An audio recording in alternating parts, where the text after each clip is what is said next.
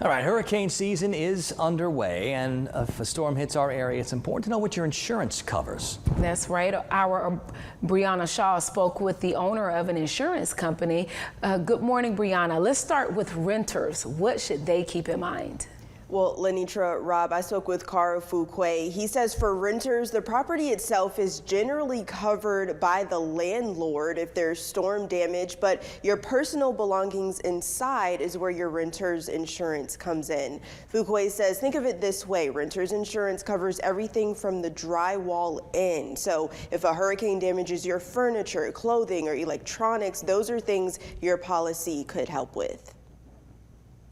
All right, so hurricanes, of course, can bring wind and leave debris. What about damage from things like falling trees? Is that covered?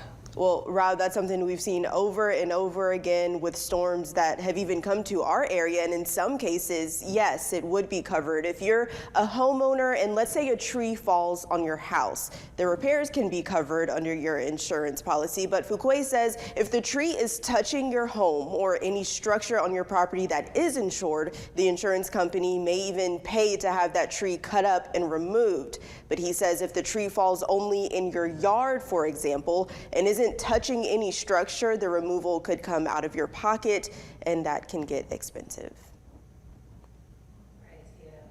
So, Lenitra, Rob, again, just things to think about as we're in hurricane season.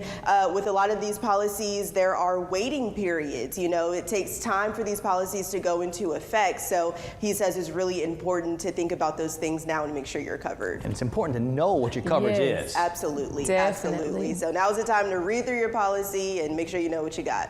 All right, indeed. Good information there. Thanks, Brianna.